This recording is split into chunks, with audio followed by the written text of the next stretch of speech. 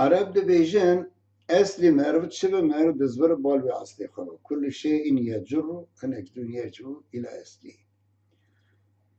يعني مقام و موقع دا جلو لباسان دا مرد چقا بگو هرتنشی لی مرد لسر اصلی خواه. دبیجن سلیمان پیغمبر زمان همه حیوانات دزانه و روژه که بالا خدای کن مشکه که سری خوش قله درخست نهری پسیک لوی داره روی کت قله.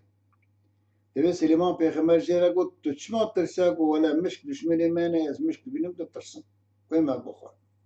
سلیمان پیغمبر گو ات دعاکم خدای تحتی که تشتکیش پسیکه مستر.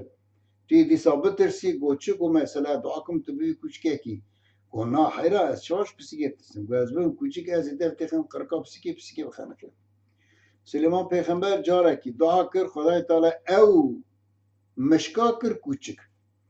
وقتی ایجادی ساش قلا خدا کرد نیر پیسیک دیو جارد نیر رویا. سلیمان پیغمبر جرا گو حیرا کاتش مرا گو از بیم کوچک نارویم توش پیسیکی مستری توش ما دروی گو حیرا تو دنیری ولا پیسیک جوای قاسی منه مدید اشی ترسیا.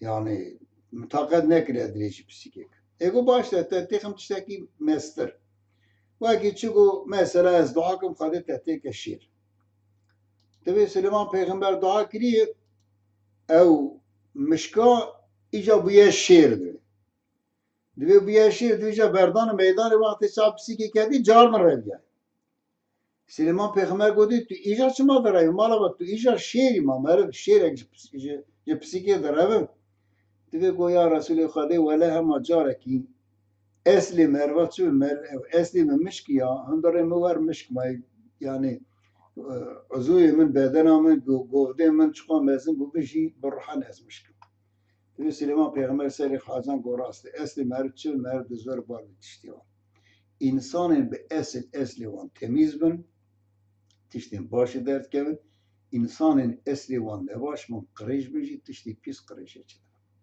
بمینه خیر و خشیه